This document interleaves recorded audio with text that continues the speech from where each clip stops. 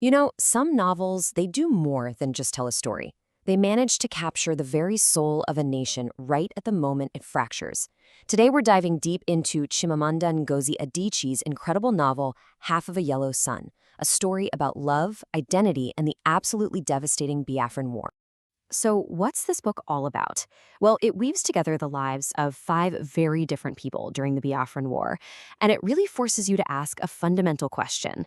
What actually endures when a society completely collapses around you?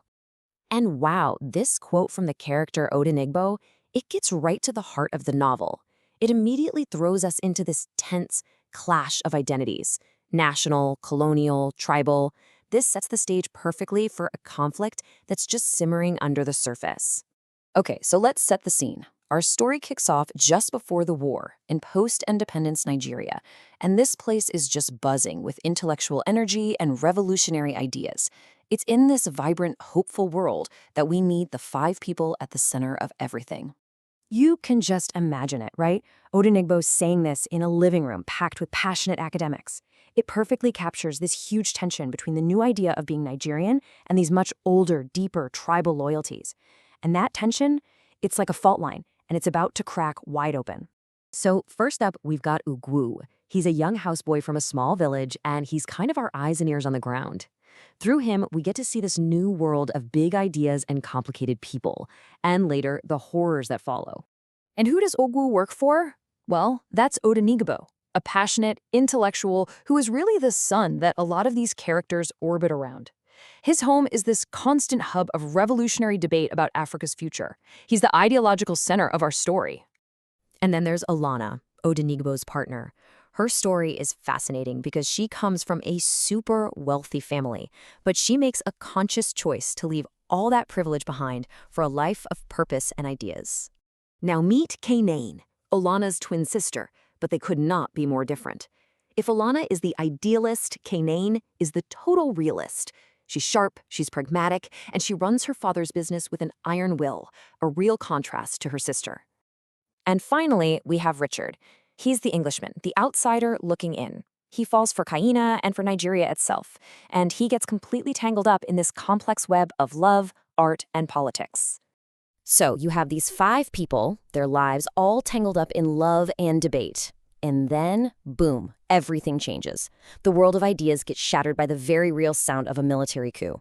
History doesn't just knock on their door, it breaks it down. At first, can you believe it? They're actually excited. Odenigbo and his friends, they hear about the coup and they think, finally, this is it, the revolution we've been waiting for.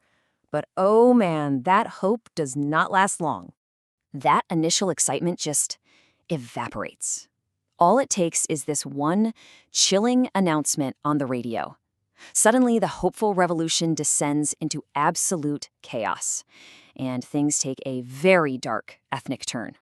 And this is where it gets truly terrifying. We see it through Wolana's eyes when she's caught in the city of Kano. The political chaos turns into brutal, targeted violence against the Igbo people. For them, Nigeria is no longer safe.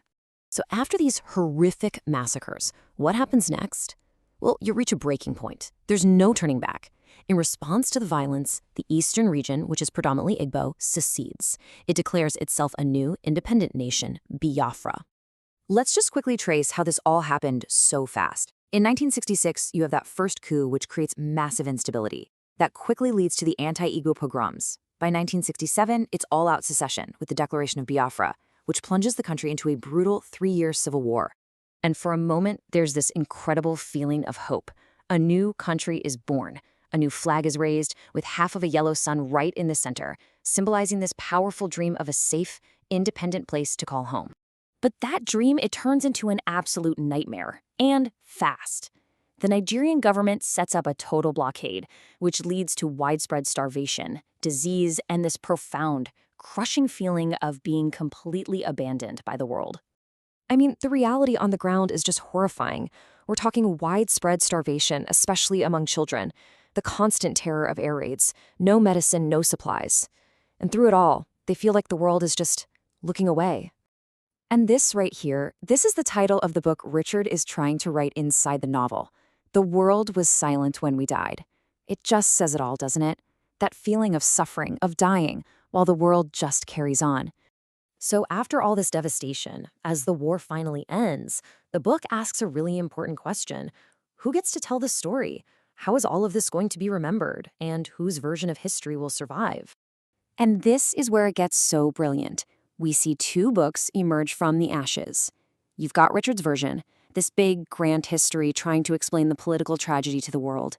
But then you have Ugu's story. It's not for the world, it's intensely personal. It's an act of love and memory, and that's where the true heart of it all lies. In the end, Half of a Yellow Sun leaves us with this one powerful idea. It suggests that storytelling itself is maybe the ultimate act of survival. It's how we keep our humanity from being erased. So it makes you wonder, when everything else is gone, what happens when a story is the only thing you have left?